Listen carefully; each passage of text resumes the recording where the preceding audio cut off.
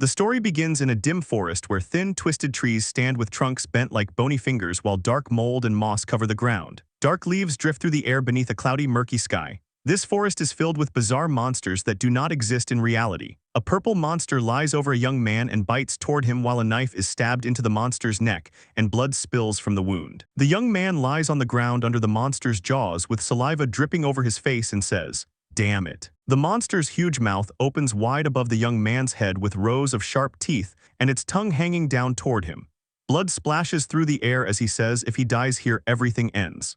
The young man jerks upright in a bed as he wakes from the dream. He grips his throat and breathes heavily and says 12 years have already passed since the pain began that feels like he is actually dying. He rests his cheek on his hand with tired eyes and says that damn dream again. Power lines stretch between poles above buildings under a bright daytime sky. He holds a pen and writes notes in a notebook while sketching a small monster figure on the page. He pushes his chair back and rises from the desk with one hand on the table and says he can't endure the pain of dying. He stands barefoot in the center of a cluttered room filled with books, papers, and equipment and stares ahead. He looks downward with exhausted eyes and says sleep is the most painful and that he is so damn tired. A monster bites into his neck as blood sprays across his shoulder while he says every time he falls asleep in reality, he is sent back to the nightmare world. A sword pierces his torso and blood bursts from the wound as he collapses backward while saying if he dies in the nightmare world, he is sent back to reality. He sits hunched on the bed clutching his stomach and breathing heavily because he cannot get a proper night's sleep. He glares forward with tired eyes and says, "Fuck." He crouches in tall grass wearing a hood and gripping a sword after spending 12 years mastering weaponry,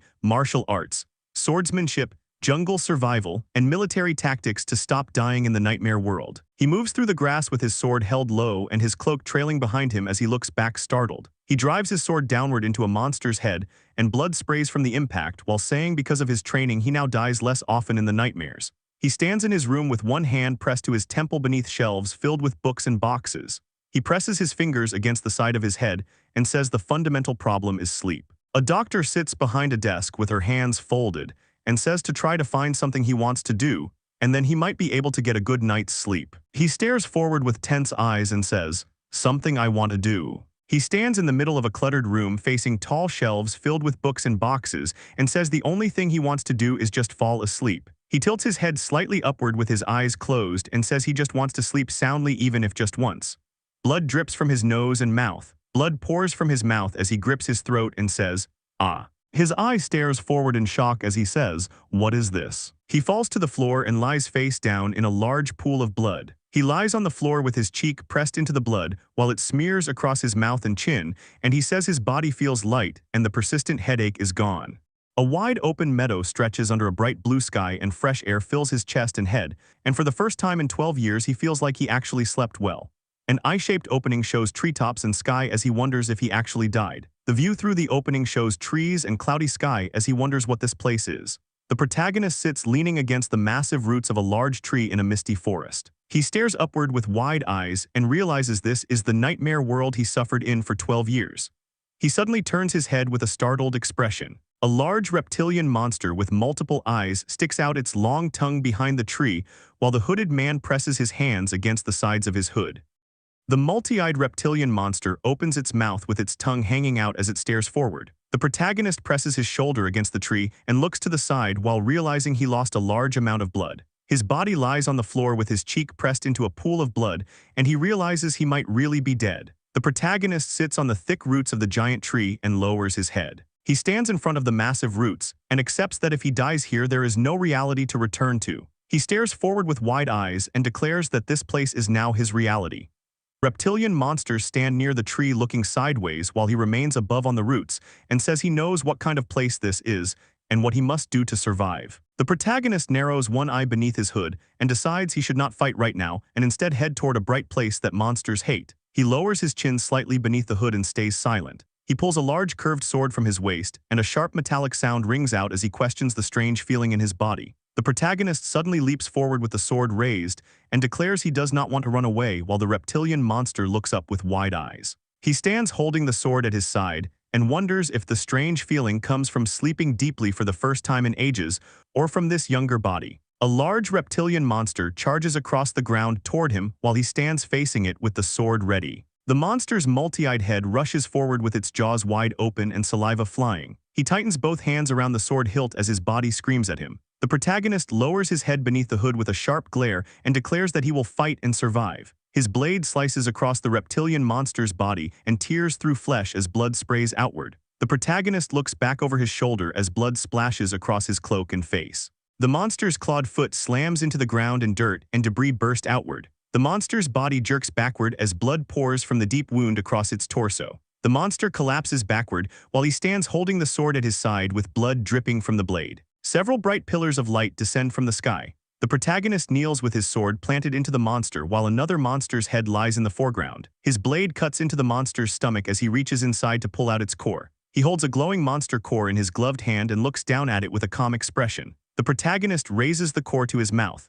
He bites into the core as blue liquid bursts into his mouth and blood runs from his lips. He stands with his sword at his side in the forest, while a dead reptilian monster lies in the foreground. Blood covers his mouth and chin as his red eye glows, and he declares that in this dark fantasy world he will survive no matter what. The protagonist walks through the forest between massive tree roots. Sunlight pours through the forest canopy as bright beams of light reach the ground. The protagonist stares forward with a serious expression and says first to a brighter place. He sits calmly on a thick tree branch with his sword resting across his shoulder as sunlight filters through the leaves. Leaves drift slowly through the air as the forest sways in the breeze. The protagonist closes his eyes for a moment. A faint smile appears on his lips. He stretches his arm with a relaxed grin and remarks that it is another night of perfect sleep. Leaves continue drifting across the sky. The protagonist swings his curved blade through hanging vines while saying it has been a month since he crossed over here. He looks forward beneath his hood and explains that even though he continues moving from the pitch-black darkness toward the light, just because he feels like fighting now does not mean he goes hunting. He reflects that risking his life for fun is madness as a bat-like monster feeds on a corpse in the forest.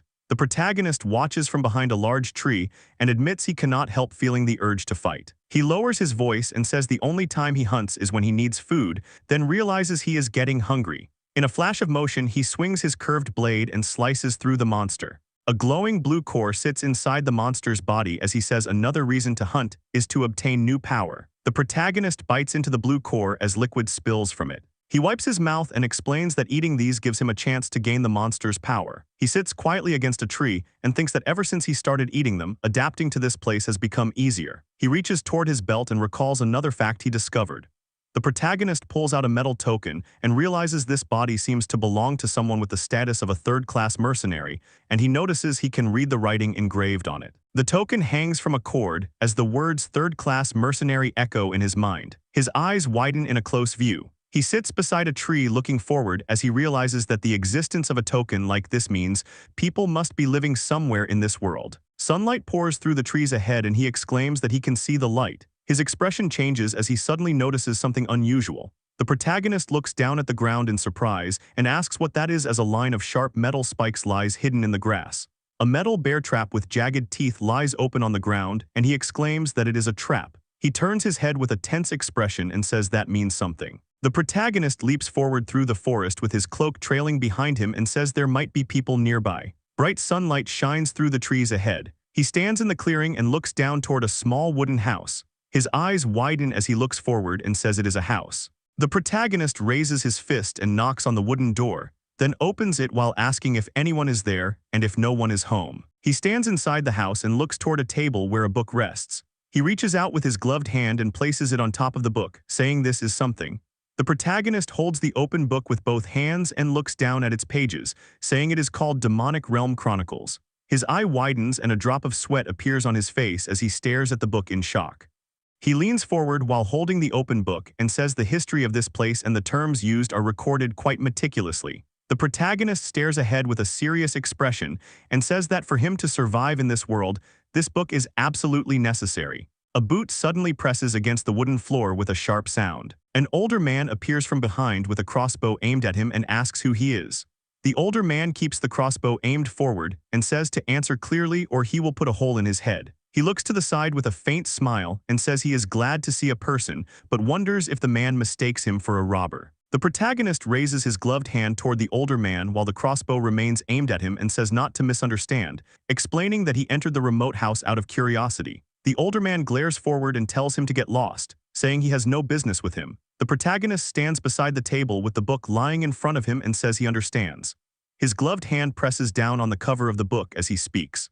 The protagonist holds the book in both hands and asks if the man could lend it to him because he wants to read it, adding that he will pay a price if needed. The older man narrows his eyes and asks what if he refuses.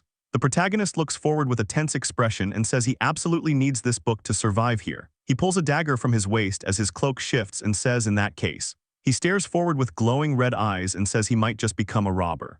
The protagonist holds the dagger in a tight grip while facing the old man who keeps the crossbow aimed at him. The old man aims the crossbow straight ahead with a steady gaze. The protagonist narrows his glowing eye and says he does not know how strong the old man is, but he does not feel like he would lose. The old man's mustache shifts slightly as his expression softens. He stands in the doorway with the crossbow lowered at his side and says a robber would not talk about wanting to read a book. He introduces himself as Hector. The protagonist looks forward with a sharp expression and says the man lowered his guard while introducing himself as Kim Woojin. Hector rests the crossbow on his shoulder and strokes his beard while saying Gi Mujai is quite a peculiar name. Jin stands nearby and asks him to just call him Jin. Jin looks to the side with a tense expression and a drop of sweat on his cheek and says his name must be hard to pronounce. A gloved hand holds the thick book while Hector says he understands, but the book is precious to him and cannot be lent out. He says Jin can stay here for a while and read it. Hector leans forward and gestures with his hand while saying he wants Jin to help with simple chores in return. Jin holds the book to his chest and thanks him. A small wooden house sits quietly behind a fence while mist drifts through the trees around it. A pot of soup boils over a small fire as pieces of vegetables float in the broth, and Jin ends up staying at Hector's house. Hector is gruff but does not seem like a bad person. Hector sits at the table eating from a bowl and tells Jin to eat up. Jin sits at the table holding a bowl and spoon while staring at the warm soup and says it has been a long time since he had something warm to eat. Jin lifts a spoonful of soup to his mouth and eats while tears run down his cheek. He says it is delicious and that Hector might be an angel. When the sun rises, Hector goes out hunting. Jin sits at the table holding a mug and asks if Hector is going out today too, and Hector says it might take a while. Hector looks ahead with a stern expression and says he is going to take revenge on the monster that killed his comrades. Jin holds his bowl and looks down with a serious expression and says Hector looks strong, so seeing him nervous means the enemy must be powerful. Jin looks toward the open doorway while holding the bowl and says it must be a considerably powerful monster. Hector walks away from the house with a crossbow and gear strapped to his back. When Jin is alone, he sits at the table and reads the chronicles. All stories begin with the Northern Empire as a great castle burns on a cliff while soldiers stand below with raised spears. The king of the Northern Empire, blinded by greed, reaches toward a glowing otherworldly gate.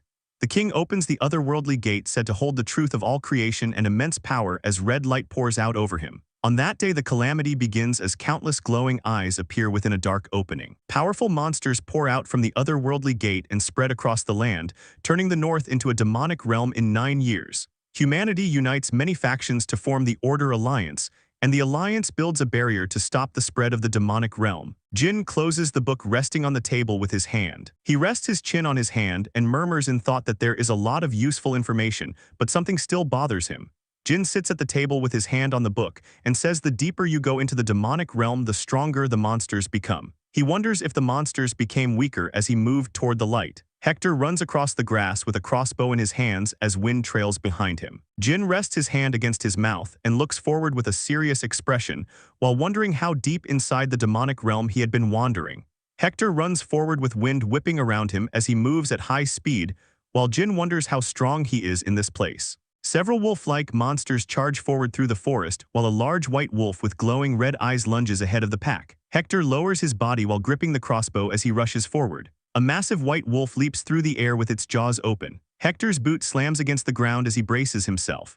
Hector spreads his stance and fires multiple bolts from the crossbow as arrows shoot downward toward the monsters. Several bolts strike the charging wolves as one beast is knocked aside while another continues rushing forward. A wolf with glowing red eyes lunges forward as a bolt breaks in half in front of it. Hector turns with a tense expression and shouts in frustration. Hector runs toward the house while Jin comes out holding a weapon. Jin walks forward holding a large blade in one hand while one of his eyes glows red. Hector runs toward Jin holding the crossbow and shouts for him to run because it is dangerous here. Jin rushes forward with his blade raised as he passes Hector. Hector looks back with wide eyes and sweat on his face. Jin's red eye glows as wind streaks past his face while he rushes forward through the air. He leaps from the ground with a sharp impact.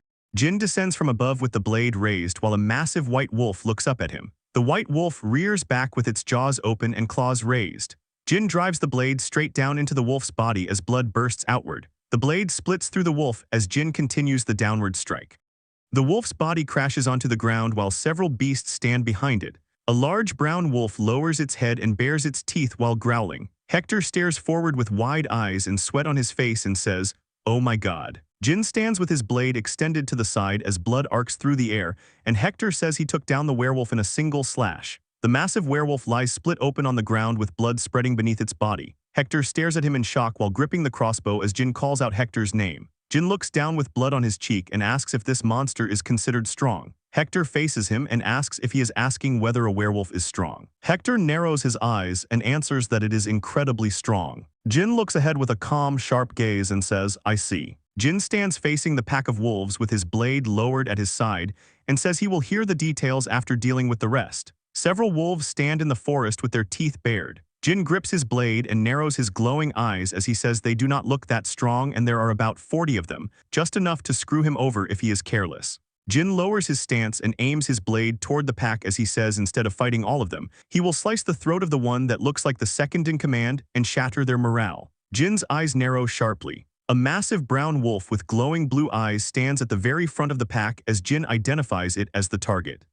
Jin looks forward with red energy flaring behind him and raises the blade overhead as he says it is the first one he needs to kill. The brown wolf snarls and bares its teeth. Jin's red eye narrows sharply as he focuses on the large brown wolf. The brown wolf senses the killing intent and stares back silently as its expression tightens. Suddenly the wolf's eyes widen in alarm. The brown wolf turns its head while a gray wolf beside it looks confused. The brown wolf suddenly turns and runs back while the gray wolves stare at it in confusion. The brown wolf yelps loudly in shock. A powerful gust of wind spirals through the clearing and scatters leaves as the wolves freeze in fear. Jin stands with his sword while the wolves panic and scatter, running away from him. Hector stares in disbelief and says the wolves ran away, those wolves that are known for their bravery. Jin stands calmly with a thoughtful expression and notes that the wolf sure knows how to assess a situation. The large brown wolf sprints away through the forest. A worn wooden building stands under a dark, stormy sky. Inside the house, the body of the werewolf lies stretched across a table, while Hector explains that the bounty on the werewolf Jin killed is at least 40 gold coins. Jin touches the corpse and asks if that is a lot of money. Hector answers that it certainly is. Jin looks surprised for a moment as Hector adds that it is enough to live comfortably without working for 6 to 7 years.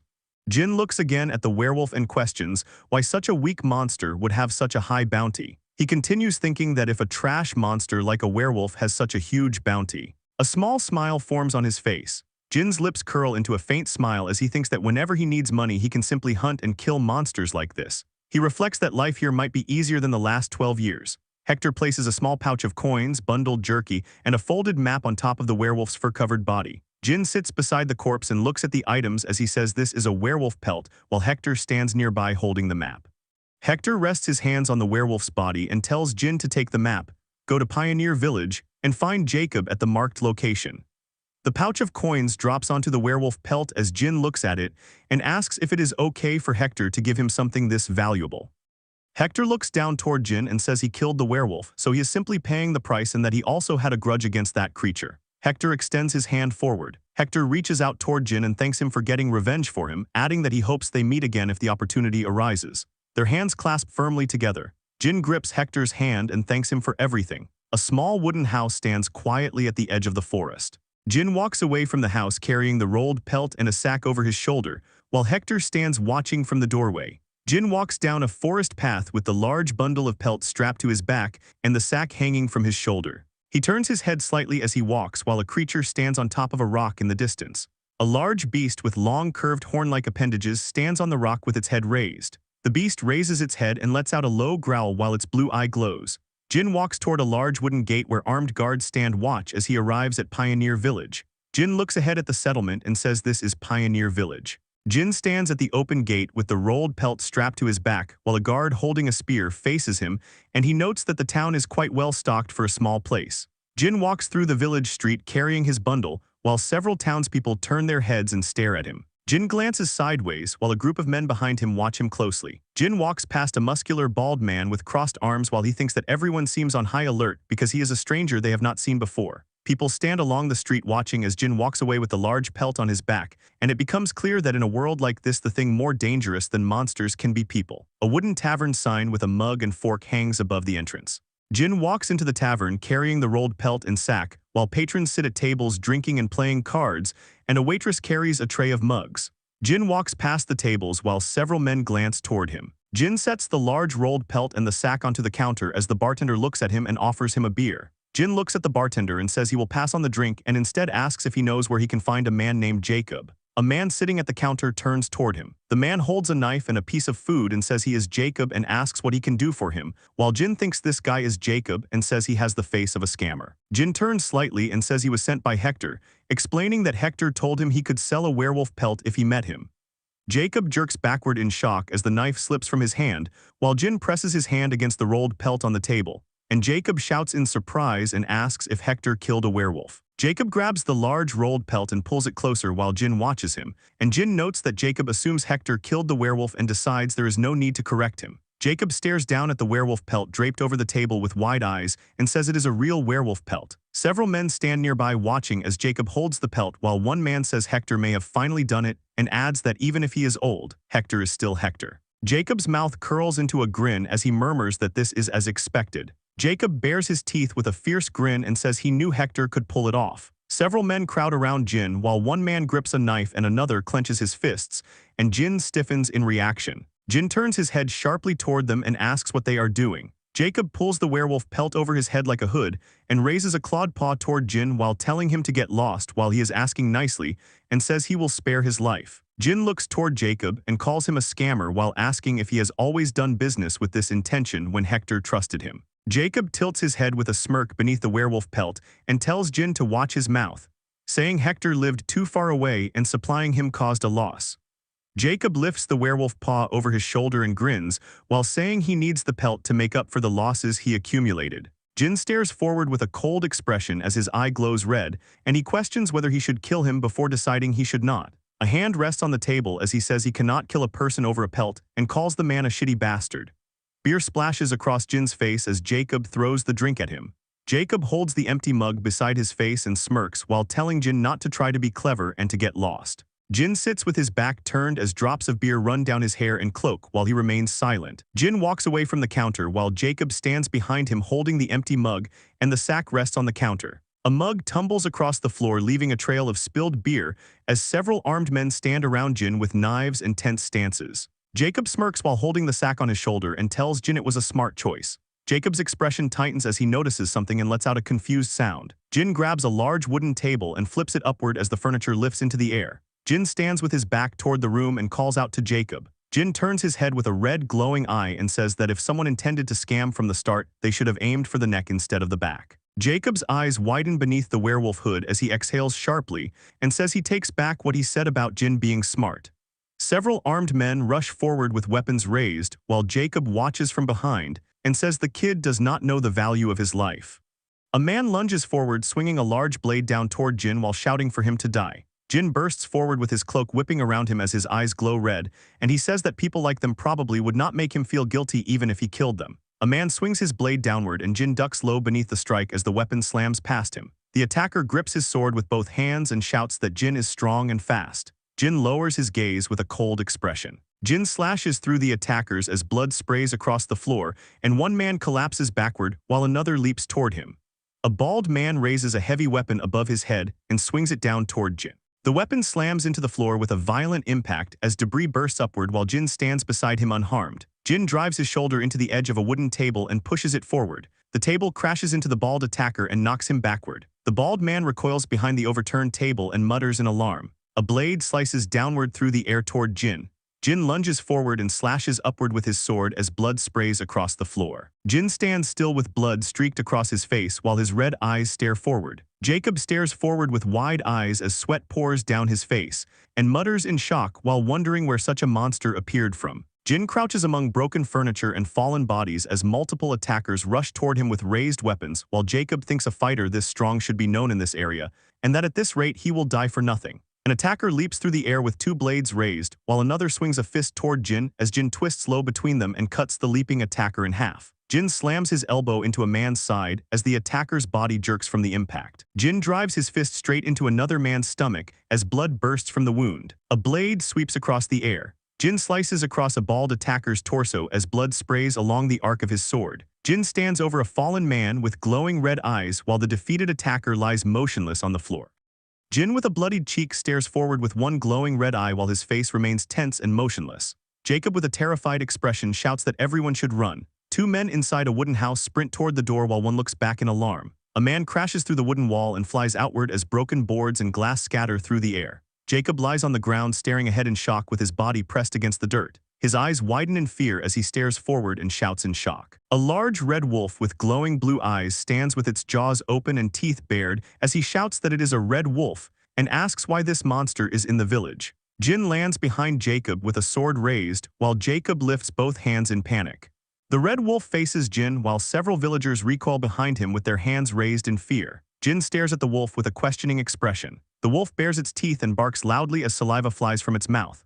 Jin looks toward the wolf and says that it is the scout wolf while the wolf with glowing blue eyes faces him tense and silent. Jin's red eye glows as he stares at the wolf and asks if it came here because it wants to die too. The wolf freezes with its eyes wide and its face stiff. The wolf drops onto the ground, curls its body, and lets out a weak whimper. The wolf flips onto its back while panting repeatedly as it lies on the ground in front of Jin. The red wolf rolls on its back in front of Jin while panting heavily and kicking its legs in the air. Three attackers stare at the wolf in confusion while pointing at it with shocked expressions. Jin looks down at the wolf with a puzzled expression and wonders why it is acting like a mutt. The wolf stares upward with wide eyes, sweating and panting with its tongue hanging out. Jin points his finger toward the three attackers as they look startled while the wolf lies on the ground nearby. Jin points directly at the wolf and orders it to bite. The wolf shoots upright with glowing eyes. The wolf lunges forward with its jaws wide open toward an attacker as the man throws up his arms in panic. The wolf slams into the villager and crushes him against the ground as he screams in pain. Blood bursts into the air as the wolf mauls him violently. Jin watches the attack and says, "Oh nice." Jacob staggers backward while staring at the wolf. The wolf bites into a fallen man on the ground while another body lies beside them. Jacob sweats and stares forward in panic as he says he needs to get out of this situation first. Jin glances forward calmly and Jacob says he is a moron. Jacob drops to his knees and bows deeply with both hands raised, saying he will apologize as many times as needed and begging to be spared, while promising he will do anything he is told. Sweating, Jacob lowers his head with clenched teeth and says revenge will come after this. Jin's sword drives straight down into the ground beside Jacob's hand. Jacob jerks his head up with wide eyes as blood runs down his forehead. Jin leans forward with both hands resting on the sword's handle while the kneeling Jacob looks up at him and says, "Sir." Jin covers his mouth with his gloved hand and mutters that this bastard thinks he is a pushover. Jin stares down with glowing red eyes and says he is not someone to be taken lightly. In a small office room, a smiling man sits across the table and says he is sorry and asks to let it slide this once. Jin sits across from him at the table while the factory manager tells him the company's situation when he asked about his missing salary. Jin sits in the office with a forced smile and says that back then, because he was soft-hearted, he had no choice but to accept the situation. A calendar's pages tear away as the dates change while he says that once he knelt down, the salary that was a week late was delayed by a month, then two, and at some point. Jin opens the door and raises a hand, saying his salary this month is also late while the factory manager swings a golf club. The manager rests the golf club on his shoulder and calls him a punk. The manager shouts that people should stick together when things are tough and calls young people selfish while Jin says he branded him as selfish and treated him like a pushover. Jin stands beside his planted sword while the kneeling Jacob stares up at him and he says living month to month felt miserable. Jin turns away from the kneeling Jacob while saying he learned one lesson back then. The injured Jacob slowly lifts his head with a tense grin. Jacob curls his lips into a twisted grin. He suddenly lunges forward and grabs the dagger from his waist. He leaps into the air behind Jin with the dagger raised and screams for him to die. Jin turns his head with glowing red eyes and swings his hand upward. Jacob brings his blade down as Jin blocks the strike with his hand. Jin glares forward with his sword raised and says people like him who scam others do not know the meaning of remorse. Jacob's face freezes in terror as he realizes what is about to happen. Jin's sword flashes across and cuts off his head as blood sprays into the air. Jacob's severed head spins through the air as blood sprays outward while Jin stands below with his cloak swirling around him. Jin lowers his head with glowing red eyes as blood stains his cloak and says this time he will never be taken for a pushover again. Jin stands over the fallen body while blood splashes through the air. Jin turns his head slightly and says, "Now then." A large wolf stands in front of him with a small pouch hanging from its mouth as he says next is that mutt and asks what he should do with him. The wolf lowers its head and drops the pouch on the ground in front of him as he says it seems the wolf has decided to follow him for now. The pouch lies open on the ground revealing several gold coins inside. Jin slides his sword back into its sheath and looks down. Jin stands facing the horned wolf and asks, "You want to tag along?" The wolf looks up at him in silence. Jin bends forward and places his hand on the wolf's head. His gloved fingers rub the wolf's head as the animal closes its eyes. Jin looks down at the wolf with a faint smile. He pats the wolf's head and says, "Clever thing." Jin stands beside the large wolf and strokes its head while saying, "Let's get along from now on, mutt." Rows of rooftops stretch across a settlement beneath a large fortified wall and wooden watchtower. Soft light spreads across the sky above drifting clouds. Jin sits up in bed inside a room, while the horned wolf lies asleep on the floor beside an empty bowl. A faint smile forms on Jin's lips as he says it was a perfect deep sleep. The wolf stretches and yawns widely while Jin raises his hand beside the bed and says the morning feels so refreshing he feels like he could fly. Jin sits shirtless on a wooden stool beside a stream washing his clothes in a large basin, while water flows nearby. Water drips from Jin's arm as he wipes his face and exhales. He sits on the stool with wet clothes resting on the basin as he says he killed a person for the first time, and it was not just one or two but many. Jin sits with his head lowered and stares at his hands and says however he does not feel any guilt. Water drips down his face as he lowers his head and says because they were scum. No, the emotion he felt back then. Killing people feels the same to him as hunting monsters, and the moment fills him with excitement as he swings his blade with a grin. He presses his hand against his chest as a quiet buzzing vibration runs through his body. Jin lowers his head and studies his open hand while realizing something inside him is beginning to change. His red eyes glow faintly as he wonders if he might be cursed, but accepts that he survived. Jin walks through the forest with the large wolf beside him as he says his life in this world will be completely different and that he will live in abundance instead of a meaningless life. A calm smile forms under his hood as he decides to simply enjoy the present. He approaches the massive walls of the 5th Pioneer City with the wolf following behind and says they should sell the pelt first. Jin walks along the path and rubs his temple while telling the wolf to stay nearby and keep out of sight. He walks through the busy street of Pioneer City carrying a large rolled pelt over his shoulder as he heads toward the Order Alliance to claim a monster bounty. He glances to the side while recalling that the chronicles mention a branch of the Order Alliance in Pioneer City. A tall stone tower rises above the Order Alliance building as a clerk stretches and yawns behind the balcony desk. Jin stands at the counter with the rolled pelt on his back and asks if this place is the Order Alliance, and the clerk replies that it is and asks what brings him there today. Jin drops the large rolled pelt onto the desk in front of the clerk, making him flinch in surprise. Jin faces the clerk and says he came to collect a monster bounty. The clerk grips the pelt and inspects it with a doubtful look and says it is just dog skin and this is not a place for pranks.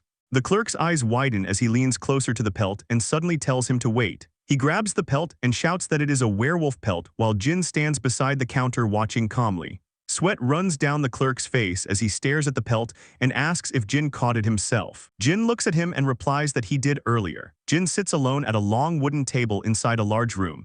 A man enters through the door carrying a pouch and apologizes for the wait, explaining they needed time to confirm the pelt was real. A hand sets a heavy coin pouch on the table as the werewolf pelt is confirmed authentic and the reward is given. Jin holds the pouch with both hands and realizes the money is enough to live lazily for at least 6 or 7 years. He opens the pouch and stares at the pile of gold coins in his hands as a trembling runs through him that feels different from when he hunts.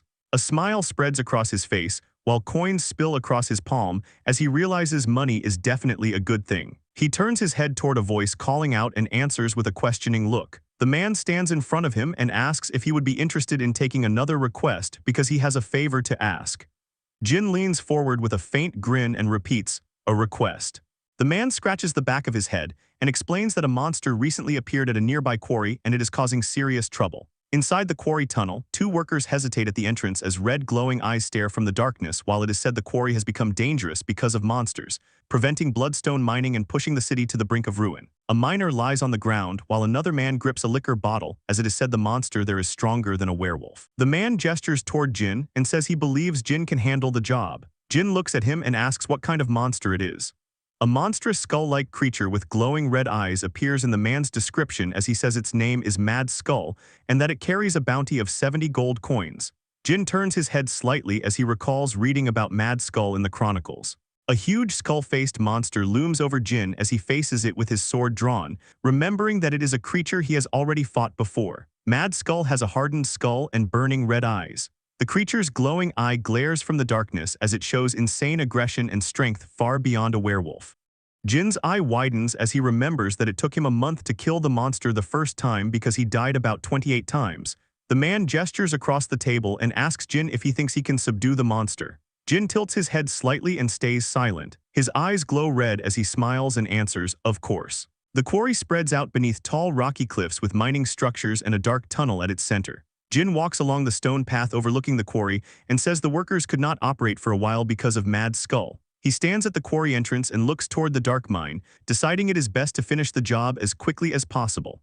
Jin walks into the quarry while a man standing nearby calls out for him to wait. A group of men stands ahead of Jin, and one raises his hands while telling him they arrived first and were just preparing for battle, asking him to wait his turn. Jin turns back toward the group and thinks about their demand, that they want him to leave simply because they arrived first, and wonders since when hunting monsters required waiting in line. The red-haired mercenary awkwardly laughs and suggests another option. Jonathan spreads his arms wide in front of Jin and says they could join his team and hunt together. Jin stands still and looks to the side while thinking that if he waits for the mercenary group to finish and they succeed, it will be a huge waste of time. Jonathan smiles confidently and gives a thumbs up while saying it might be better to work together. Sweat runs down the face of Jacob standing behind Jin. Jin grips the handle of his sword and says he cannot easily trust the people here, asking why he wants to bring him along when he already has plenty of people. Jonathan scratches the back of his head with an embarrassed smile and says he prioritizes safety over performance.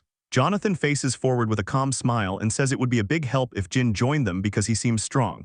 Jin turns his head slightly and asks why Jonathan suspects that he is strong. Jonathan stands facing Jin and explains that the wolf would not be following him if he were not strong. A blonde woman kneels and holds the wolf's head as it licks her cheek, while she says wolf monsters are known for strong independence, and it is amazing to see one following a human. Jin stares forward with widened eyes and thinks that he told Mutt to stay hidden. The wolf lowers its head and eats a roasted piece of meat from the ground while the blonde woman kneels beside it and smiles as he says they offered him meat, cuisine of this world that even he has not tasted yet. The wolf holds the roasted meat in its mouth and stares forward silently. The roasted meat with a bone rolls across the ground. The wolf crouches while Jin and Jonathan stand looking as a roasted piece of meat drops onto the ground between them. Jin glares forward with a tense expression and thinks about the wolf's behavior. A roasted piece of meat lies on the ground glistening with grease. Sweat runs down Jin's face as he murmurs in confusion. Jin leans forward and looks down at the meat near his foot while questioning why his body is reacting and says that when he thinks about it, he cannot remember the last time he had a real meat dish. Jin widens his eye in realization and thinks that a dog had been eating that meat and it was also on the ground. A hand reaches down and presses into the roasted meat on the ground. The blonde woman smiles and holds the roasted meat out toward Jin while asking if he would like some if he is hungry. Jin stares forward with widened eyes and murmurs softly. The blonde woman stands smiling while holding the roasted meat with both hands as glowing light surrounds her, and he sees her as a goddess he can trust. Lamps hang along the rocky tunnel walls illuminating the mine interior. Several people walk deeper into the mine tunnel past wooden carts while Jin, the blonde woman, and Jonathan follow behind. Jin holds a piece of roasted meat and eats it while thinking that it tastes delicious. Claire turns her head back toward Jin while walking and says they have not introduced themselves yet. Jonathan points his thumb toward himself and introduces himself as Jonathan, captain of the Black Marlin mercenary group, while the blonde woman says her name is Claire. Jin stands behind them and says he is Kim Woojai but corrects himself and says he is Jin. And Jonathan replies that they are pleased to have him and tells him to ask questions anytime, while Jin answers that he understands. Jonathan smiles slightly as he reacts with surprise and says they have arrived, explaining that this is where they will fight Mad Skull. Inside a large circular cavern, mercenaries spread out along the edge while Jonathan orders the trap team to set up nets and the spear team to move to their assigned positions. Jonathan walks forward with his hand behind his head and asks Claire if they should begin, and Claire answers yes. Jin stares upward with widened eyes as glowing feathers drift around him. Claire floats in the air while holding an open book as green magical light and feathers swirl around her, and Jin wonders if this is magic. Claire points toward a glowing magic circle forming above the open book as Jin realizes this is the magic mentioned in the chronicles. Claire closes her eyes and chants that she asks in her name to send blessings upon this land. Jonathan strides forward with a confident smile as green magical energy and floating feathers swirl around him and Feather Step activates. He looks ahead with a grin and says Claire's buffs are excellent as always. Jonathan runs forward with his arms raised while green energy trails around him, and Claire tells him he has 3 minutes at best and 5 at worst. His boot lands on the ground as swirling green energy surrounds his step, and he tells everyone to stay ready. Jonathan sprints forward with his arms stretched ahead as the green aura trails behind him, shouting that he will lure Mad Skull there. Jin smiles slightly while watching Jonathan move faster and realizes magic is pretty cool. Claire looks forward calmly as white feathers drift around her while Jin wonders if he could use magic too if he learned. A mercenary grips a spear and shouts that there is no time to dawdle because Mad Skull will be there soon. A voice warns that if even one person makes a mistake, they could all die as Jonathan runs along the edge of the cavern while nets stretch across the pit, and someone shouts for everyone to stay sharp. Jin grips a spear and looks ahead while thinking that driving the monster into a trap and pouring firepower into it is not a bad plan. Jin stares forward with a serious expression while wondering if this strategy will work against Mad Skull. Jonathan sprints forward with green energy swirling around his legs as a horned creature charges after him from behind. Jonathan turns his head and shouts for the trap team. A massive horned monster lunges forward with its mouth open as Jonathan leaps away. Two mercenaries pull on the ropes and shout that it appeared and that it is Mad Skull. The giant monster roars as the net drops over it and tightens around its body. Several mercenaries lean back and pull hard on the ropes as someone shouts to pull. The massive horned monster crashes to the ground while tangled tightly inside the net. Jonathan runs toward the trapped monster and shouts for the spears. Several mercenaries rush forward while gripping their spears. One mercenary drives his spear downward into Mad Skull through the net. Mad Skull's jaws open wide as it snarls through the net. Several mercenaries yank on the ropes to tighten the net around Mad Skull's body. Mad Skull roars loudly while trapped inside the tightening net as the mercenaries continue pulling the ropes. Jin realizes the situation is turning bad and says it's not good. Ahead of him, a huge horned monster thrashes inside a net as mercenaries struggle to hold the ropes. Several men are dragged across the ground as they struggle to keep the net tight, and one of them shouts in frustration that there are so many of them, yet they cannot even restrain a single monster. Mad Skull suddenly surges upward, tearing the net apart as pieces snap and fly through the air. Mad Skull's red eye glows fiercely as it tears through the net. A violent shockwave spreads across the ground, knocking several mercenaries off their feet and sending them tumbling away. Freed from the trap, the massive beast charges forward with explosive speed toward Claire on the ground. Seeing Mad Skull rushing at her, she raises her glowing hand in panic and realizes the danger as she stammers in shock. Claire runs forward with her glowing hand raised as Jin stands in front of her. Mad Skull's head slams into Jin as he spreads his arms and blocks it directly in front of Claire. His boots grind against the ground. He grabs Mad Skull's tusk with both hands and strains as he forces its head back. Mad Skull presses its head forward with glowing red eyes inches from his face. Claire reaches toward him and shouts that Jin, it's dangerous. Jin looks forward with a tense expression and says don't worry. Mad Skull faces forward with glowing red eyes and bared teeth as he says he knows how to take down a Mad Skull. Jin stares ahead with glowing red eyes and a sharp grin. He grips both tusks and braces himself over Mad Skull's head. Jin releases his hand and shifts his body to the side. His hand reaches for the sword behind his back as Mad Skull's face looms over him. Jin grips his sword tightly with both hands close to his face. Mad Skull's head jerks back as the sword strikes it with force. He braces his body and grips his sword tightly as he admits he thought he had gotten stronger. Mad Skull roars forward with its mouth wide open, showing its fangs and tusks as it is described to have incredible raw power. Jin turns sharply with widened eyes as he realizes he let his guard down. His eyes narrow as green energy with floating feathers swirls around his face and he reacts in confusion. He spins in midair surrounded by swirling green energy while Mad Skull charges toward him, and Claire reaches forward and says she will help too. Jin looks at the swirling energy around his body and says his body feels much lighter, like he dropped heavy weight. He smirks slightly as the green energy continues to flow around him and says he should be able to hunt it more easily with this. Several men run forward holding weapons as they shout they will help, and he turns back toward them and shouts, "No, stay back." Jonathan stares forward with a tense expression as his jaw tightens. Green energy and white feathers swirl around Jin's body as he moves and says, "For now." He dashes past Mad Skull with green energy trailing around him as he says it is easier alone. He runs forward across the ground with his sword in hand as he explains that to hunt a Mad Skull only a few things are needed. Mad Skull faces forward with glowing red eyes as he says it runs fast in a straight line. Mad Skull charges straight toward him in a direct path as he says turning is difficult for it, and he will use that to stop it. Jin leaps upward with green energy spiraling around him above the charging monster. Mad Skull crashes through debris and stone as he moves away beneath it. A clawed foot strikes the ground, cracking the surface beneath it. The Mad Skull's body scrapes across the ground as debris and stones scatter around its face. He hangs in the air looking downward as green energy and feathers swirl around him and says this is the power of the buff, and it is struggling more to chase him. He raises one hand near the creature's face as he explains its tusks are as long swords and function like hands. He lifts his sword overhead and says the tusks are too hard to cut with a sword. He drives his blade straight down the creature's face and says he will aim for its weak point, the nose. Blood bursts from the creature's face as it screams loudly. Mad Skull roars and thrashes as blood sprays while the pain intensifies with every movement, leaving it staggered and too burdened to continue attacking. He flips downward midair with his sword gripped in both hands as green energy and feathers spiral around him while he descends. Blood bursts from the creature's body as his blade cuts through its nose. More blood sprays from the creature's nose as its body jerks from the impact. He swings his sword beneath the towering creature as blood splashes upward, leaving Mad Skull no chance to attack again. He faces forward with a slight grin with blood splattered across his face and cloak.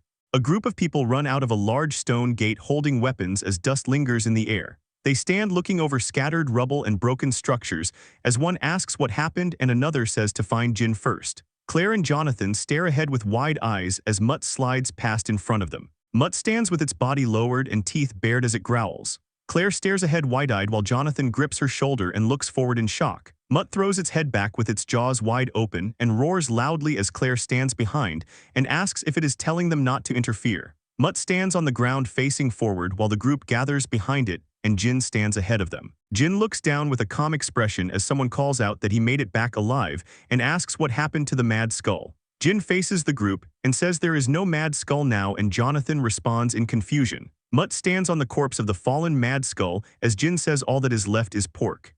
The group surrounds the body and looks toward Jin as they say it is amazing and ask if he really did it alone, adding they have never heard of anyone taking down a Mad Skull solo. Mutt tilts its head upward with its mouth slightly open and lets out a soft whine. Mutt bares its teeth and growls while Jonathan turns his head toward it with a startled expression. A second Mad Skull steps out from the dark tunnel with glowing red eyes with its body low and facing forward.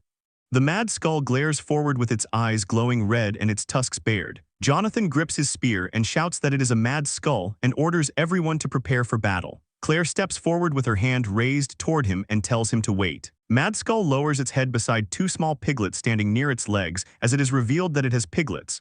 Two piglets stand side by side looking forward and squeal. Mad Skull lowers its head and growls with one eye narrowed as it snorts. Jin stands facing forward while Mutt beside him bares its teeth and growls.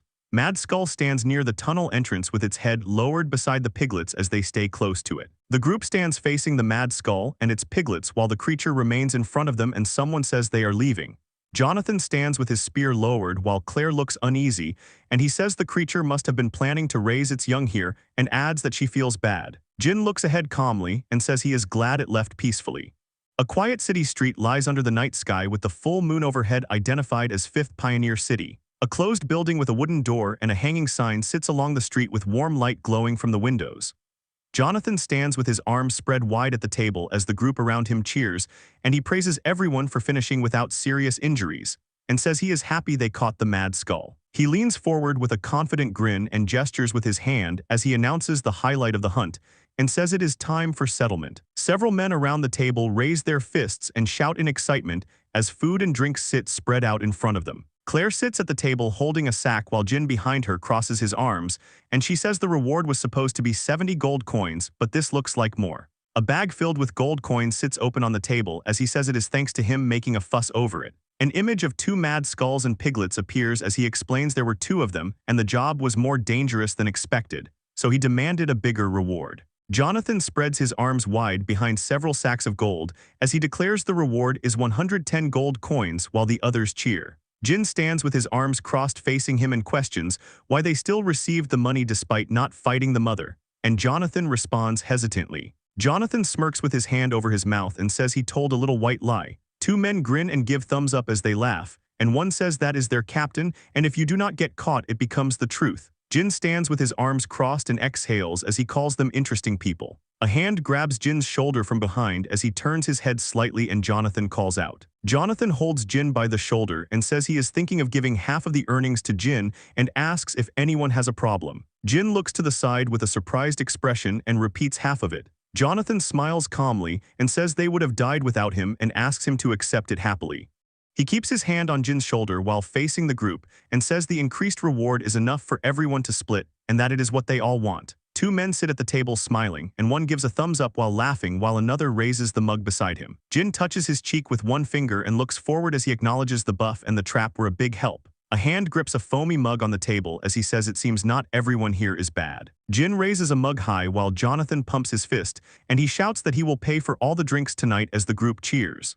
Several men tilt barrels over their heads and drink heavily while others raise fists and shout to keep drinking and get wasted. Jin sits holding a mug as he turns his head toward Claire passing by. Claire walks toward the door with a bag at her side and says she's going to practice some magic as Jin calls out to her. Jin looks forward with a slightly surprised expression and repeats practice some magic. A full moon hangs over the night sky as Claire sits on the ground facing the town with her body surrounded by a faint blue aura. Claire sits cross-legged with her eyes closed and hands resting on her knees as blue energy flows upward around her. Jin stands with his arms crossed near a tree watching her and notes she must be tired and that training right after a hunt is impressive. Jin looks toward her with a focused expression and says magic. Jin considers learning magic as Claire remains seated in front of him glowing with blue energy. Claire turns toward Jin in a storage area while holding a crate as he carries a large rolled net over his shoulder and asks if she can teach him magic. She faces him calmly with the crate in her hands, while Jin stands beside her thinking she agreed pretty easily while she says she wanted to give him something as a gift anyway. Claire leans back against the crates with her arms relaxed and says he saved her when the mad skull charged at them and that teaching him magic is the least she can do. Claire stands facing Jin with one hand on her hip, as she says she would refuse to teach a mercenary group that does not protect their mages, while Jonathan looks aside with a troubled expression. Jonathan leans in with a grin and raises a finger beside Claire as he says magic cannot be learned overnight and that they are leaving in 2 days.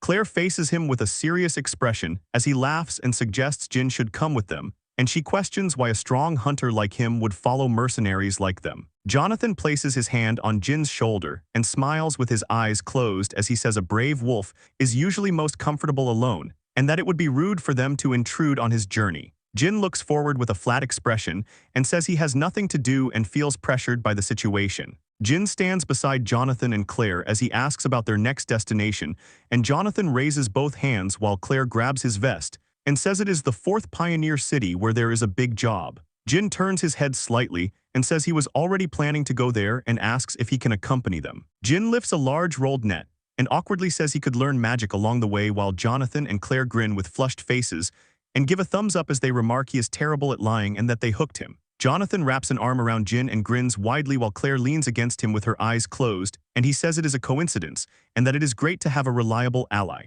Jin looks forward with a small smirk as the next destination has been decided. A large armored beast walks along the path carrying a structure on its back while several people travel nearby. A massive creature lifts its head and roars as it is identified as a Teresk, a monster bred for transport and tamed by humanity. Jin stands beside the enormous creature with a bag on his back and looks up at it as he notes it is used as a pack animal and that it is massive. Jonathan walks ahead with a bag over his shoulder and gestures forward as he says to get moving because they have a long way to go. Jin sits cross-legged under the moon with Claire beside him, both with eyes closed, as he focuses on training and says learning something new is difficult. Sweat runs down Jin's face as he keeps his eyes closed and says learning is hard with the most difficult part being repetitive effort. Claire stands facing Jin with a glowing blue orb in her hand as he says growth in certain tasks is only possible through repetition. Jin looks to the side with sweat running down his face as he says this is hard and continues repeating the same action. Jin sits under the night sky while Claire gestures beside him and he says he is used to this pain. He endured 12 years of pain in the demonic realm and has become tougher because of it.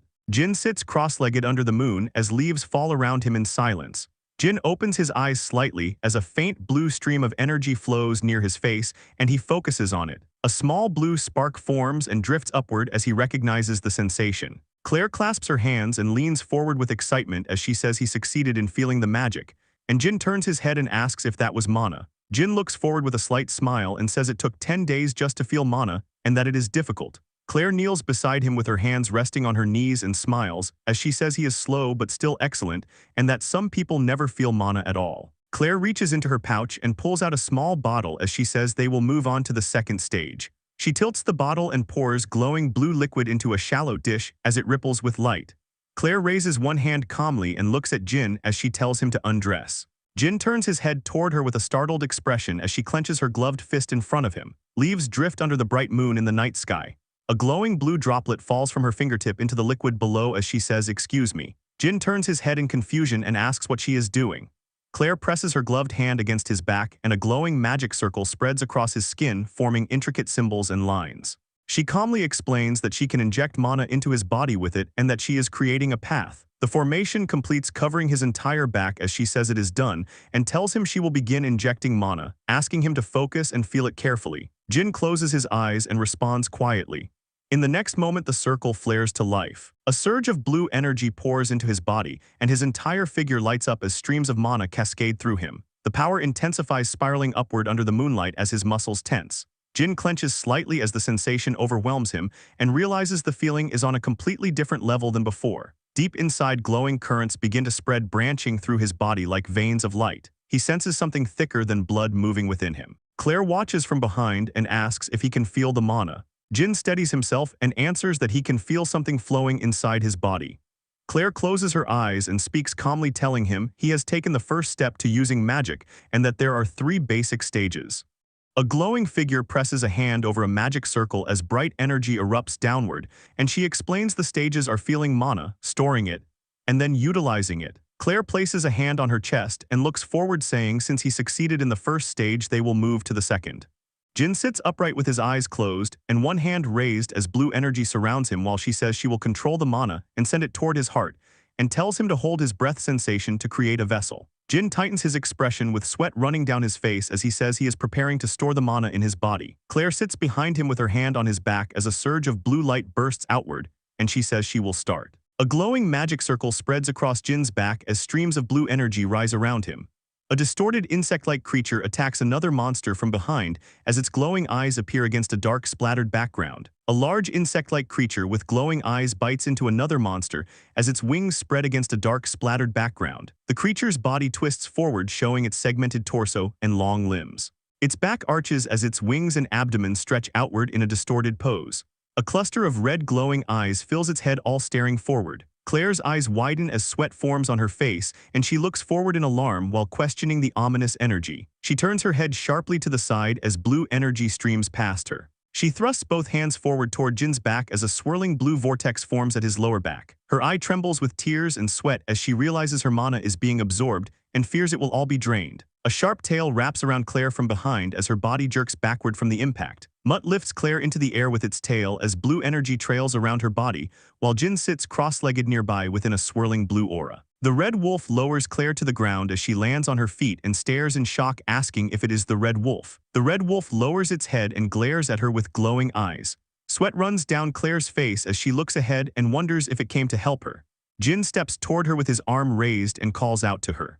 He reaches toward her with concern and asks if she is okay. Claire looks to the side with a tense expression as sweat drips down her face and realizes what she saw was his mental world. A dark insect-like creature with glowing red eyes stands over twisted ground as a person's power and nature take shape and appear as a world. A mass covered in many glowing red eyes fills the darkness as a person's mental world differs depending on the life they have lived. Jin stands shirtless in the dark mental world while enormous eyes and a looming creature surround him as such an ominous presence exists inside his mind. Claire leans toward Jin as he sits on the ground and she asks him to answer her honestly. Claire stands with her arms crossed and asks Jin if he has eaten an internal core. Jin looks up at her and asks what an internal core is. A glowing crystal core floats in the air as she explains it is the crystal found inside a monster's body, and Jin answers that he has eaten monster essence. Claire grabs Jin by the shoulders and shouts in shock that he ate internal cores and demands to know when and how many he ate. Claire stares forward with wide eyes and sweat on her face as Jin says he started eating internal cores while hunting monsters and has continued eating them for about 10 years, possibly thousands or tens of thousands. Jin scratches the back of his head and asks why she is asking and whether there is a problem, and Claire shouts that there is definitely a problem. Claire lowers her voice and says that if a human eats an internal core. Claire looks down with a tense expression and says they either die or turn into a monster. Jin tilts his head upward under the moonlight as one of his eyes glows red. A deer stands over a bloody carcass in a dark forest as she says karma is also known as retribution. A deer with glowing eyes and blood around its mouth stands in the forest as karma is the turbid energy found in the demonic realm, and beings that absorb it gain bizarre abilities in their bodies. A monstrous deer roars as a monster core is a nucleus formed from accumulated karma inside the body. Claire stands beside the Teresk, while Jin and Jonathan walk near it on the forest path. Claire narrows her eye and says it is bothering her while saying the dark priest appears when the otherworldly gate opens and karma swallows the world. A robed figure raises his arm as a mass of eyes spreads behind him, and some humans follow the monsters that absorb karma and begin calling them angels. A monstrous deer stands over a human body on a stone altar as those people eat monster cores and some sacrifice humans to monsters and they are called madmen. Jin looks forward and says he started eating them while hunting monsters and has continued eating them for about 10 years, possibly thousands or tens of thousands. A mass of glowing red eyes fills the darkness as Claire realizes Jin has eaten monster cores and wonders if he could be a dark priest. Claire lowers her head in thought while Jin stands behind her with a question mark over his head as she concludes he cannot be a dark priest because he would not admit to eating monster cores or show her his mental world. Jin swings his sword and slices through a purple creature as Claire walks away behind him and wonders if it is even stranger that he kept eating monster cores without knowing they were dangerous. Jin holds the severed creature in one hand as blood drips from the cut. Claire closes her eyes while Jin stands behind her chewing, and she wonders why he would pick up and eat something so disgusting. Claire folds her arms and looks ahead while Jin chews beside her as she thinks he is truly a mysterious man and wonders what he eats now, and Jin copied monsters eating monster cores. She leans toward Jin with a serious expression and tells him he must stop eating monster cores from now on because he has only been lucky so far and could really die. Jin rests his hand against his chin and thinks that she says eating monster cores kills a person or turns them into a monster, yet he stands alive in front of her and wonders if that information is wrong. Jin looks forward with a calm expression as he wonders if feeling nothing after killing people and constantly wanting to fight is because of the monster cores. Jin's eye glows red as he stares ahead and wonders if the monster cores are the reason. Jin walks away with a sack over his shoulder and says he will try, and Claire shouts after him that he must absolutely stop eating monster cores. Claire stands behind him with her arms crossed and warns that if he keeps eating monster cores his life will be at risk, and he will not be able to use magic, and Jin suddenly reacts in surprise. Jin looks back at her and asks if it is true that he will not be able to use magic, and Claire replies that it is more important than his life. Claire exhales and says that in his current state it will be difficult for him to use mana manifestation, but tells him not to worry too much. Claire raises one finger and says he should still be able to use mana arts at least. Jin turns his head and asks what mana arts are. Fourth Pioneer City stands with a tall tower rising above the surrounding buildings. People gather in a plaza beneath a tall column topped with a winged statue as water flows from the fountain around it. Jin looks around the crowded plaza as Claire and Jonathan stand behind him, and he says many mercenaries have gathered here, and it is too early to be surprised because of the scale of the request. A silver-haired knight in armor walks before the crowd as the request is being overseen by a holy knight. Holy Knight Raymond walks forward in full armor with a long sword at his side. Jin glances back while Claire smiles beside him as the Holy Knight watches them from behind. The Holy Knight looks toward Jin and senses an intense aura that cannot be compared to mercenaries and recognizes he is no ordinary human. Jin looks toward Claire and asks if many people usually gather when a Holy Knight is in charge. Claire explains that it is because the request comes from the Golden Bug Wolf. Jin looks at Claire and asks if the Golden Bug is an insect-type monster, and she asks if he really does not know about the Golden Bug. Jin stares back with a confused expression as she says he really knows nothing except hunting. Jin walks beside Jonathan and Claire as he lifts his arms behind his head and says the Golden Bug is the greatest businessman and a tycoon with countless assets, making him one of the richest people anywhere. Jonathan lowers his gaze and says the Golden Bug died suddenly recently. Jin walks beside him and asks if the Golden Bug was killed. Jonathan walks with his arms behind his head and says there are rumors about that but nothing is certain. Jin looks toward the crowd gathered around the request board and asks why so many people have gathered if the Golden Bug is dead. Jonathan walks beside Jin and explains the Golden Bug has two sons. The two sons stand back to back while gold treasure chests and valuables shine beneath them as someone must move the sons' fortune inside the barrier. Jin looks ahead in silence and thinks about moving a tycoon's fortune as he notices the large crowd gathered. Jin stiffens slightly while standing with Claire and Jonathan as a voice calls for the Black Marlin mercenary group to come forward. Jonathan pushes Jin forward through the crowd, shouting that it is finally their turn and telling him to come with him. He stands beside Jin and gestures toward him while presenting him as the mercenary group's top power who caught a mad skull and tamed a werewolf. Jin turns his head slightly as sweat runs down his face, while people in the crowd look toward him and say he is the rumored head crusher and that he does not look that strong. Jonathan smiles beside Jin while Jin looks uneasy, and the man says to ignore the nonsense and that things will go well if they put up with it.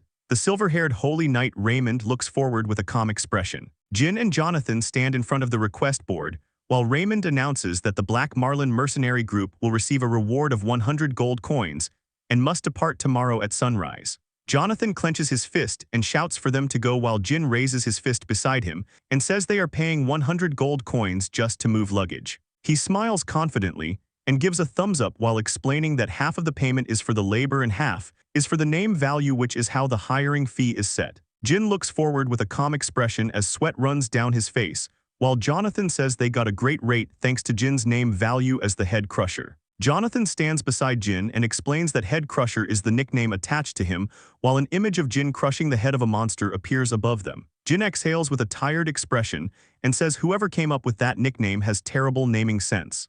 Jonathan walks beside Jin with a sack over his shoulder and says that 100 gold coins is like hitting the jackpot, while Jin walks beside him silently. Jin looks forward with a serious expression and says that this level of fame will help him learn mana arts.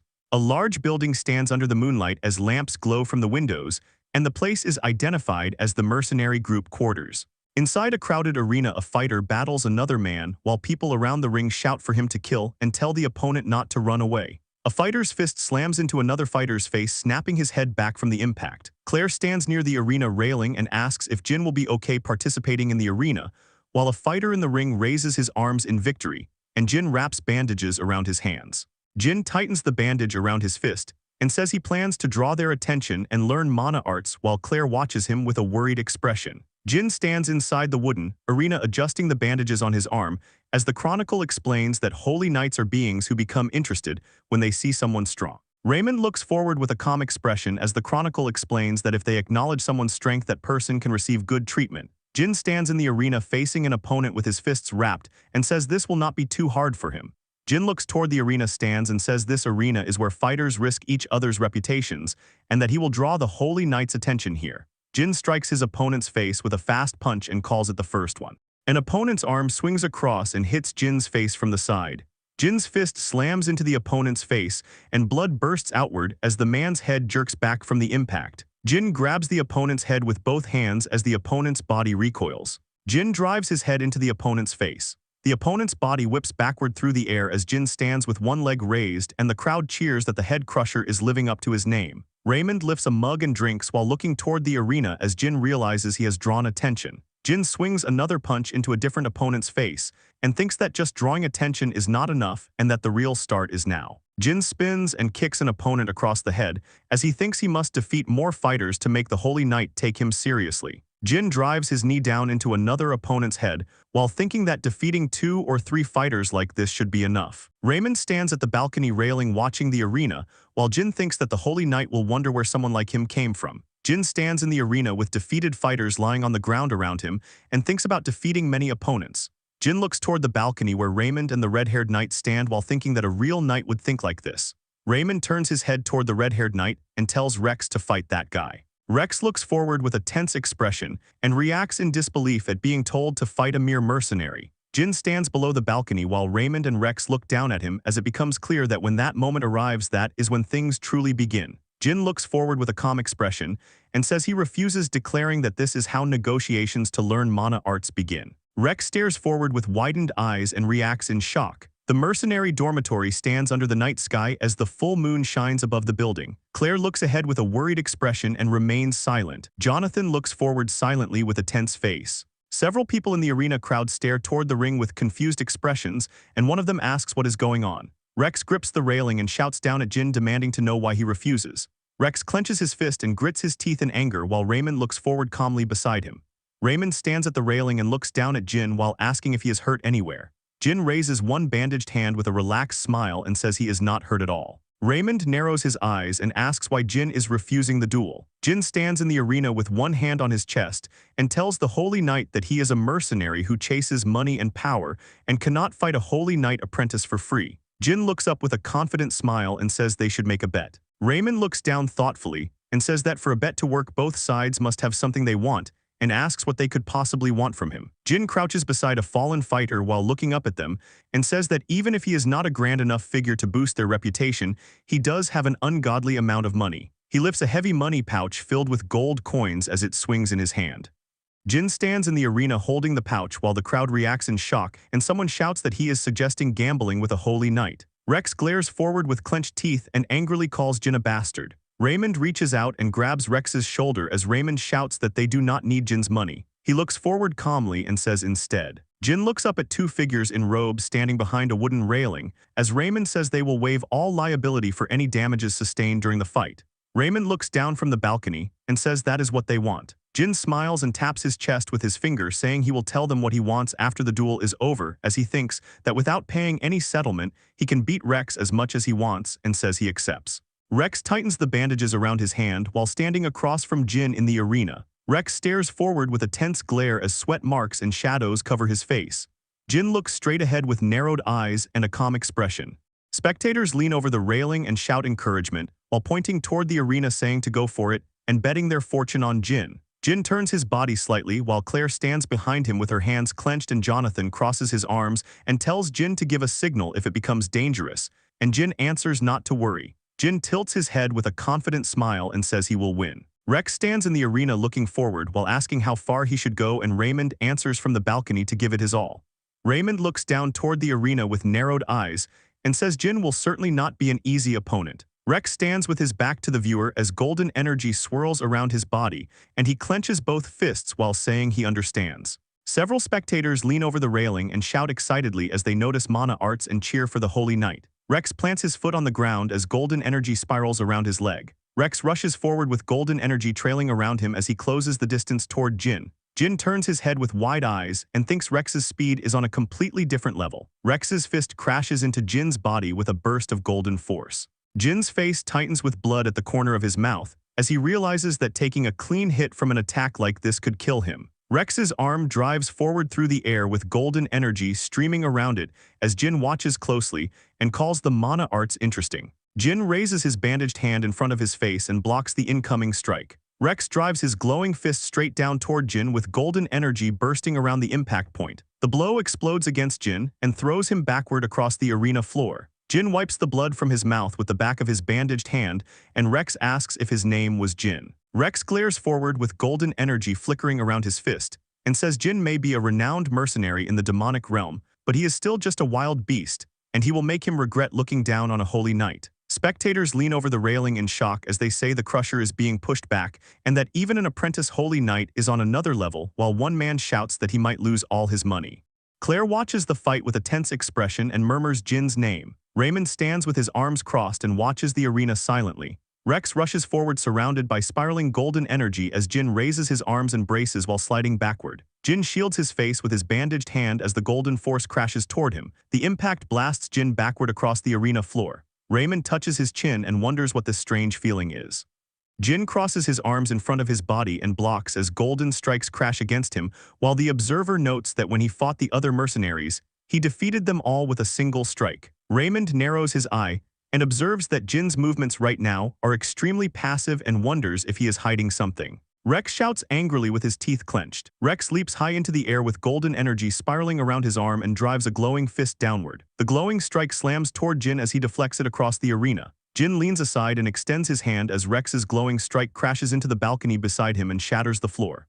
Jonathan clenches his fist and shouts that Jin deflected the Holy Knight's mana arts with his bare hand while asking if that is even possible. He stares forward with wide eyes and a tense expression. Jin turns his back slightly with blood dripping from his mouth and says with this. He wipes the blood from his mouth with a faint smile and says he is done measuring Rex's combat power. Jin lowers his bandaged fist and asks if he should check Rex's durability next. His strike slams into Rex's body with a violent impact that bursts outward. Rex's eyes widen in shock as sweat runs down his face. Raymond frowns in confusion and thinks that Rex was only hit by a normal punch, yet he is making that kind of expression and wonders if that man was not waiting for an opening all this time.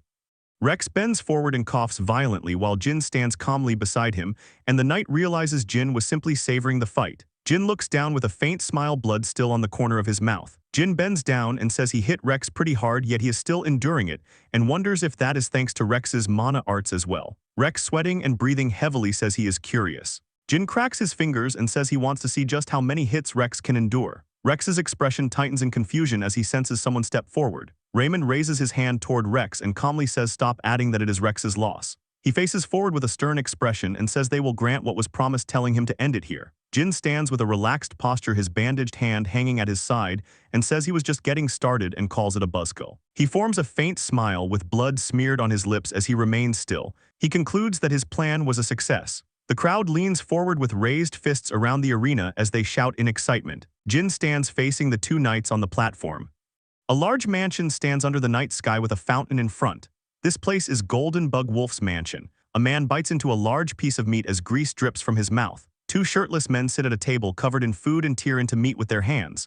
They are Golden Bug's first son Derek and second son Cedric. Both men chew on large pieces of meat as sweat runs down their faces. One of them says it will take 10 days to get inside the wall and curses the Order Alliance for it. He chews with his teeth clenched as sweat runs down his face and says that is how those bastards operate, calling them all talk and no substance. A hand tightly grips a bundle of noodles and squeezes it as sauce splatters outward. He asks if they will be okay until then and says there is nothing else they can do. One man leans over the table while holding food near his mouth, his back covered in glowing blue growths. He says they just have to pray their bodies hold out until then. The blue growths bulge and pulse across his skin. Raymond stands beside a tree with his hand resting on the trunk and his sword at his side, and he says mana arts exist. He stands with his back turned beside the tree as his cloak hangs down, and he says mana is used like part of the body to enhance one's body or weapons. His hand grips the sword hilt as golden energy wraps around it, and he says anyone with some talent can use it, but its power depends on proficiency. A sweeping golden arc tears through the air as Raymond swings his sword, and he says the technique is a basic form capable of splitting mountains and seas, called Sacred Fire Slash. A violent shockwave blasts through the area as trees bend and debris scatters, and birds scatter into the sky as the impact erupts. Raymond stands calmly with his sword lowered as golden energy surrounds him. Rex clasps his hands together with a wide smile and praises Raymond, calling him amazing. He leans forward and points excitedly while speaking, and Raymond turns slightly and tells him to back off. Rex throws one arm up energetically with a big grin and shouts that he understands, telling him to keep up the good work. Jin stands with a neutral expression as an image of a beast appears behind him, and he says he feels like he has seen that somewhere before. He looks ahead with a calm, unreadable expression as his eyes narrow slightly, while he wonders if that was even a proper mana art, and thinks it definitely feels stronger than what that apprentice knight used. Jin stands with his hand on his chin in thought, and he questions if that level should be possible even without a technique. Raymond turns his head toward Jin while standing beside him, and he says he has already shown him firsthand and tells him to focus again as Jin answers yes. Jin grips his sword with both hands while standing straight, and Raymond stands close behind him and explains that when he flexes his arm, the veins pop and the muscles contract. Raymond closes his eyes slightly as he speaks, and he says, "You're holding the mana within your muscles." Jin narrows his eyes with a focused expression and says up to this point, it is similar to what Claire taught him. A faint blue flow moves across his face as he looks forward and reacts with a quiet sound. He looks down at his hand as blue energy flows around his arm, and he notices there is a large amount of mana flowing through his body and questions when he had this much mana. In a memory, Claire places her hand on Jin's back as blue energy flows between them, and he says mana is calm and light, and he recognizes it as Claire's mana. Dark purple energy coils tightly around Jin's torso and arm as he stands still. Raymond turns his head slightly while speaking and tells Jin to gradually consume that mana and says moving your body at first can help. The purple energy thickens and coils beside Jin's body, and Raymond turns sharply with a startled expression. Jin grips his sword tightly with both hands as purple energy wraps around the blade, and sweat runs down his face as he looks forward. Raymond stares with widened eyes and reacts in shock that Jin is using mana arts immediately after learning it and focuses on the ominous mana. The blade is engulfed in dense purple energy that twists around it, and he questions what that ominous mana is. Raymond looks down toward Jin while speaking and says mana arts take their color and form based on one's mental world, and adds but to have such mana that feels so ominous while Jin holds his sword as the purple energy surrounds it. Raymond narrows his eyes and calls Jin's name as he demands to know what is inside him. He raises his sword in front of his face while purple energy coils around his body and blade as he smirks. He swings the sword as a wide arc of purple energy extends outward and his body is lifted sideways by the force. He grips the sword with both hands and drives it downward as purple energy surges along the blade. Jin lowers his gaze with a serious expression as purple energy surrounds him, and he questions if his proficiency is low and says it feels inefficient compared to the effort required. He stands upright holding the sword as dark purple energy surrounds the blade, and he smirks and says this is fucking cool and that he cannot wait to try it out in real combat. Two massive turtle-like beasts carry structures and supplies on their backs, while several people walk alongside them across a grassy path. Jin stands beside the smiling Claire while carrying a bag on his back and clutching its strap, and she says he has already mastered mana arts and that it could not have been easy and that it is amazing, and he says that it is all thanks to her. He turns his head toward Claire with a concerned expression and asks if she is okay and says that when she helped him last time it felt like her mana went inside him. Claire widens her eyes slightly with a small sweat drop on her cheek. She smiles and lightly raises her hand toward her face while facing him and says she is fine, and that he saved her before so he should consider it a gift. Jin looks forward with a calm expression as he reflects that there was too much mana to ignore, and that thanks to it, he learned mana arts quickly. Rex on horseback looks ahead while speaking as Jin turns his head back with a small surprised reaction, and hears that it is unbelievable to rejoice over just the basics, and Jin responds with a questioning sound. Rex looks down with a stern expression and speaks as he tells him not to slack off and to be grateful to Lord Raymond. Jin and Claire stand side by side looking toward Rex with unimpressed expressions as he questions why he is spouting nonsense and wonders if he is still upset about losing yesterday. He smirks with narrowed eyes as he says he was getting bored anyway, and that he should bruise his ego and pick a fight. A gloved hand strikes the horse's side with a sharp impact.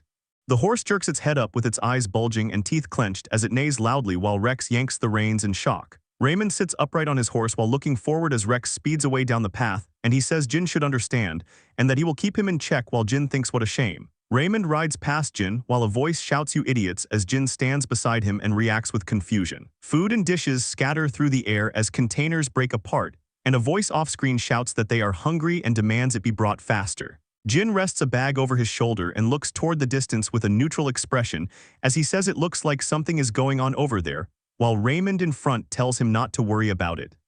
Two workers stand beside a wooden platform loaded with barrels and sacks as one handles the goods, and explains that it is just the usual power trip from the employers, while another voice asks if they mean the Golden Bug Sons. Two shirtless men sit at a table in a dim room while eating messily with food scattered around as one holds a glass and the other stuffs his mouth, and it is explained that since Golden Bug Wolf's death they have been binge-eating and throw tantrums if their meals are delayed. Raymond narrows his eyes slightly as he speaks calmly, and says it will only give a headache to care, so ignoring them is the answer. Jin tilts his head slightly with a doubtful expression as he questions whether it is strange for it to just be stress-induced binge-eating while thinking he has a bad feeling about this. A man shoves food into his mouth with sweat on his face as he chews messily, while it is stated that the more food disappears the stronger it feels. A grotesque man drools heavily with bulging eyes and veins popping as he gags and retches violently. Jin stares forward with a serious expression as it is stated that it feels like a monster is about to burst out. Jin's eye widens sharply as he reacts in sudden alarm. Teresk bursts upward from the ground as debris flies into the air, and Jin looks up while shouting what is going on all of a sudden. Teresk slams its head down with its mouth open and tongue hanging out as it roars loudly. Workers recoil and point toward the enormous creature towering over them as they shout in panic that the Teresk carrying their clients has suddenly started rampaging. Raymond's eyes widen in shock as he realizes the situation involves the Golden Bug Sons.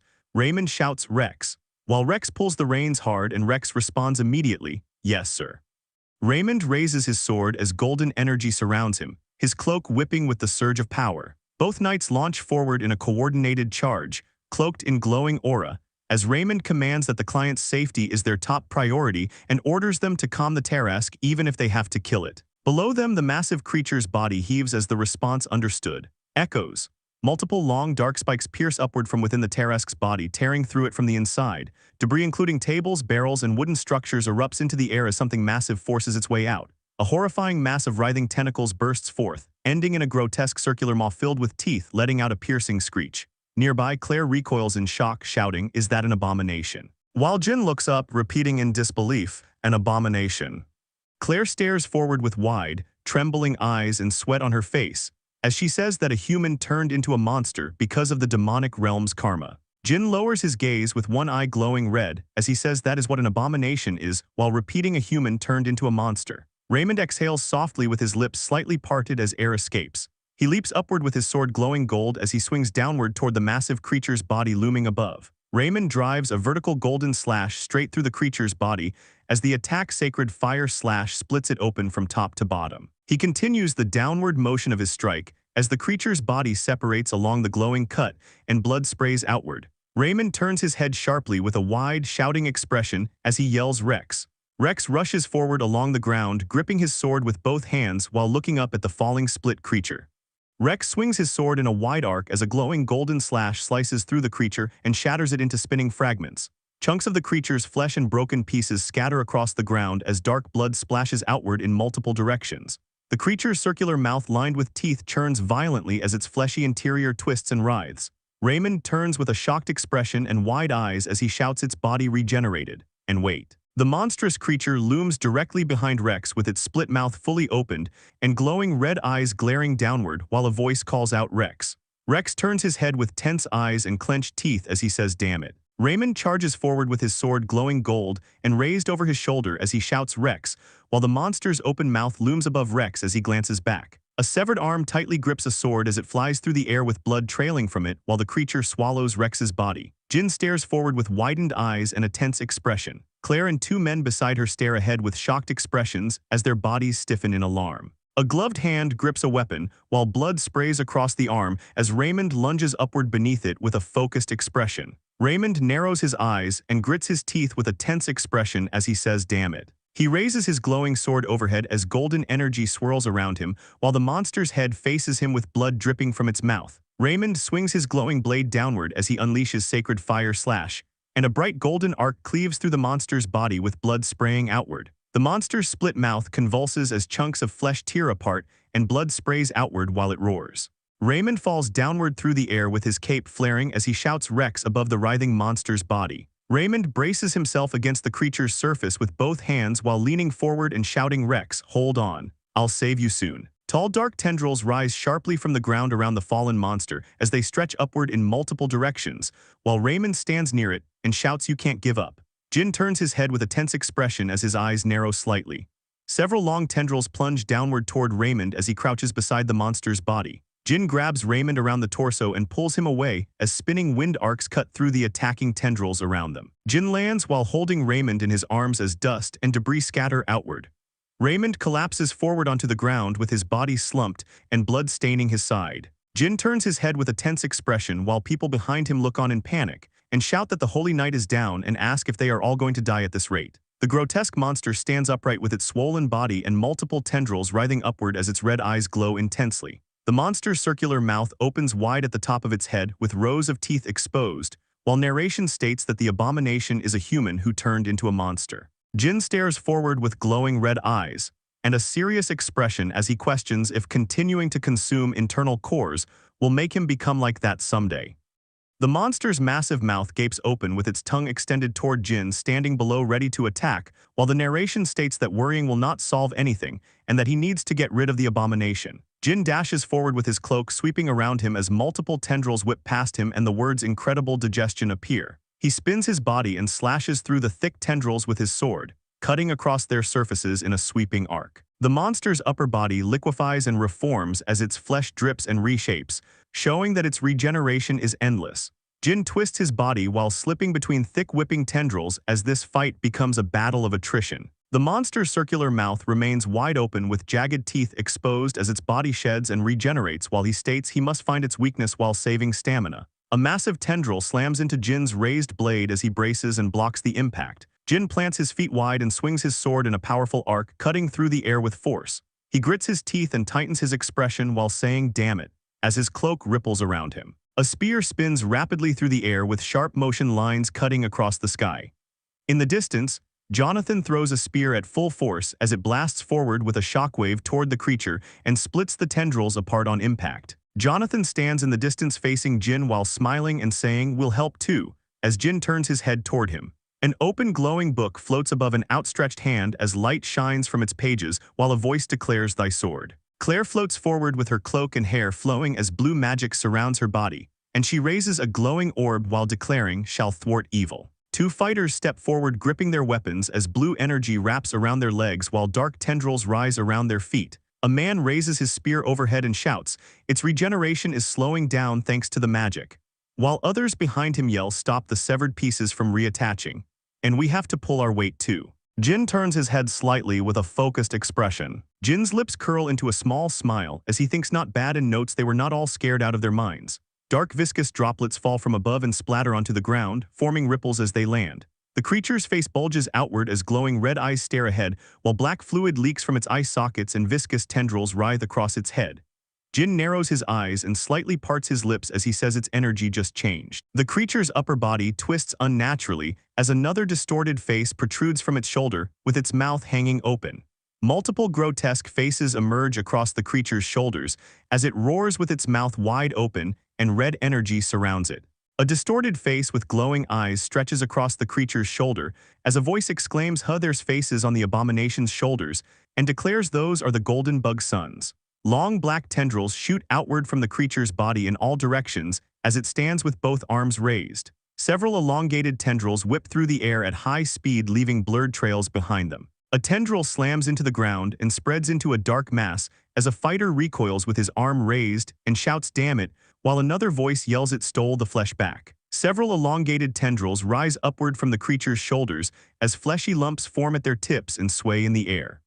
Jin launches forward through the air with his cloak trailing behind him as he extends his arm toward the mass of tendrils ahead. The creature's body fills the frame as its surface ripples and bulges with thick folds of flesh shifting across it. Jin grips his sword with both hands and brings it down as the blade crashes into the creature's body and blasts apart chunks of flesh. A distorted face embedded in the creature's body opens its mouth wide and lets out a roar as the space around it warps. Jin blocks a whipping tendril with his sword as it strikes against the blade and splashes dark fluid outward. Jin's foot slams against the ground as dust and debris scatter from the impact. Jonathan clenches his fist and